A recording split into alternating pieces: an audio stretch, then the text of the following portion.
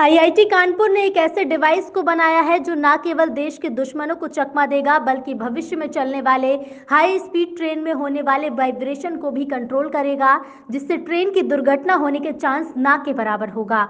आपको बताते चले कि इस डिवाइस का नाम मेटा मटेरियल लैटिस है, जो डमरू की शक्ल का है। डमरू की शक्ल के बने इस डिवाइस को आईआईटी कानपुर मैकेनिकल इंजीनियरिंग के प्रोफेसर डॉक्टर विशाख भट्टाचार्य और उनकी टीम ने बनाया है, जिसमें पीएचडी छात्र विवेक गुप्ता और स्वांसी विश्वविद्यालय के प्रोफेसर अनुदीपन शामिल हैं। प्रोफेसर विशाख ने बताया कि इस डिवाइस का उपयोग डिफेंस और रेलवे विभाग में किया जाएगा। डॉक्टर विशाख भट्टाचार्य आईआईटी कानपुर ने कहा कि भगवान शिव के डमरू से प्रेरित होकर इसका ये आकार दिया गया। डॉक्टर प्रोफेसर विशाल ने बताया कि डिफेंस में इसके प्रयोग से दुश्मनों को न केवल परेशानी का सबब बनेगा बल्कि वो चकमा देने का एक शस्त्र भी बनेगा। इससे समुद्र के अंदर फाइटर प्लेन में, हाई स्पीड ट्रेन के इंजन में और उस टनल में जिसमें हाई स्पीड ट्रेन दौड़ेगी, इस डिवाइस से टकराने वाला कोई भी तरंग इससे टकराकर या तो समाप्त हो जाएगा या फिर ना के बराबर वापस लौटेगा। वहीं हाई स्पीड ट्रेन को लेकर कहा कि स्पीड की वजह से ट्रेन में जो वाइब्रेशन होगी उसमें कंट्रोल ये डिवाइस करेगा। आईआईटी कानपुर मैकेनिकल विभाग के प्रोफेसर ने बताया कि इस डिवाइस को बनाने में उनकी टीम के हर सदस्य का भरपूर सहयोग मिला। हमारी तरफ से ये डिवाइस तैयार है, अब इसको लेकर केंद्र सरकार को तय करना है। कानपुर से संवाददाता दिवाकर श्रीवास्तव की विशेष रिपोर्ट।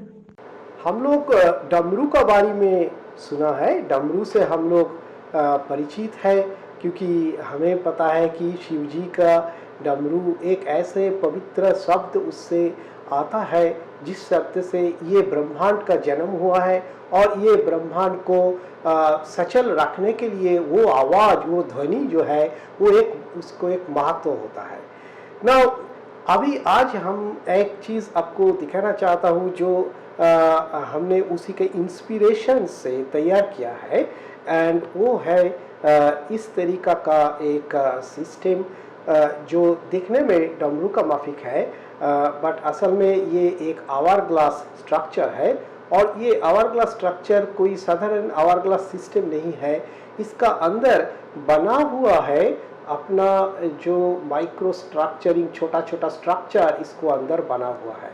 और ये स्ट्रक्चर दो तरीका का हो सकता।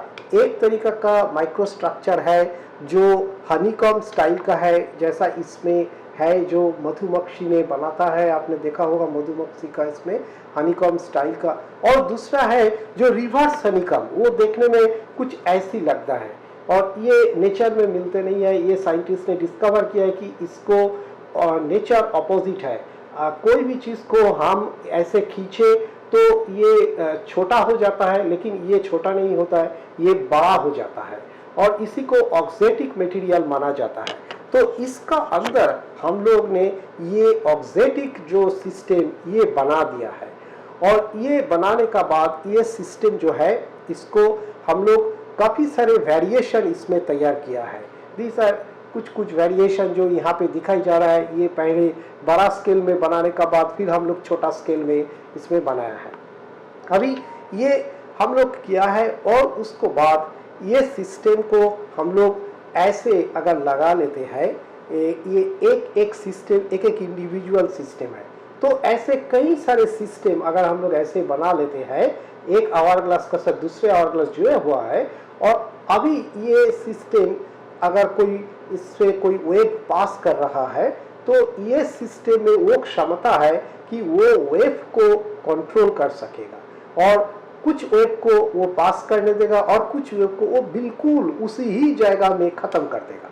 अभी इसका दो उपयोग है। एक उपयोग है हमारा देश का डिफेंस के लिए, जैसा सबमरीन वगैरह पानी का नीचे होता है, वो रडार में उसको जो सिग्नेचर होता है, वो सिग्नेचर को बंद करने के लिए एक स्टील्थ टेक्नोलॉजी का ज़रूरत होता है। और ये सिस्टम जो है, ये सिस्टम वो स्टील्थ टेक्नोलॉजी दे सकता है सबमरीन में, कि जब वो आता है कोई रडार प्रोबिंग सिस्टम, तो वो रडार को जो वो वेव को पास नहीं करने देगा सबमरीन तक, वो उसको एब्जॉर्ब कर लेगा। तो ये एक उपयोगिता जरूर है उसमें। इसके अलावा हमारा देश में अभी हाई स्पीड ट्रेन का बात चल रहा है। High speed magnetic levitation trains, hyper loop trains, इस सारे ट्रेन के लिए जो है कि इसमें हाई फ्रीक्वेंसी को ख़त्म करने का, हाई फ्रीक्वेंसी को एब्जॉर्ब करने का बहुत ही आवश्यकता है। और ये करने के लिए इस तरीका का सिस्टम चाहिए जिसको हम कभी भी किसी भी एंगल में इसको कंट्रोल कर सकेंगे और उसी से हम वो जो फ्रीक्वेंसी है उसको हम उसी पे लोकली कैप्चर कर पाएंगे, सो दैट कोई भी स्ट्रक्चर, कोई भी ब्रिजेस जो हाई स्पीड ट्रेन को कैरी कर रहा है वो ब्रेक डाउन नहीं करेगा। ये एक तरीका का एप्लीकेशन जो इससे है। और इसको दूसरा जो ग्रुप ऑफ एप्लीकेशन है वो है इमेजिंग का संबंधित, जैसा अल्ट्रासोनिक इमेजिंग सिस्टम हमारा होता है। अल्ट्रासोनिक सिस्टम्स को यूज़ करते हुए हम लोग का बॉडी का अंदर जितने सारे ऑर्गन्स हैं उनको डॉक्टर लोगों ने देखता है कि इन रियल टाइम उनको क्या हाल चाल है। अभी प्रॉब्लम ये है कि अगर कोई छोटी सी ट्यूमर या छोटी सी चेंज बॉडी का अंदर अभी हो रही है जो कि बहुत ही छोटी है, तो वो अल्ट्रासोनिक्स का नज़र से बाहर चला जाता है। उसको देखने के लिए अभी फ़िलहाल ओनली रेडियो एक्टिव ट्रीटमेंट ही हो सकता जो पीईटी स्कैन करते हुए दिखाई जाता है, मगर वो पेशेंट का ऊपर काफ़ी तकलीफ लेके आ जाता है। तो अल्ट्रासोनिक्स को इमेजिंग का पावर बढ़ाने के लिए एक तरीका का सुपर लेंस का ज़रूरत पड़ता है। जो अल्ट्रासोनिक सिग्नल्स बॉडी का अंदर जा रहा है वो सिग्नल जब वापस आ रहा है तो वो सिग्नल को जल्दी जल्दी ख़त्म नहीं होने देगा, वो सिग्नल को वो पास कर देगा, जैसा इसमें सिग्नल को कंप्लीट प्रोपगेशन में पास कर सकता और उसको हम लोग कंट्रोल भी कर सकता।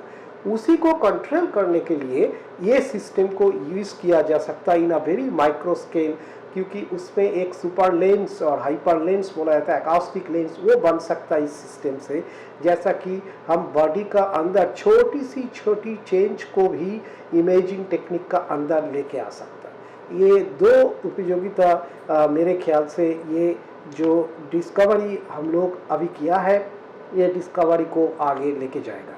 इसको बारे में मैं ये बोलना चाहता हूँ कि ये डिस्कवरी 3 व्यक्ति ने किया है।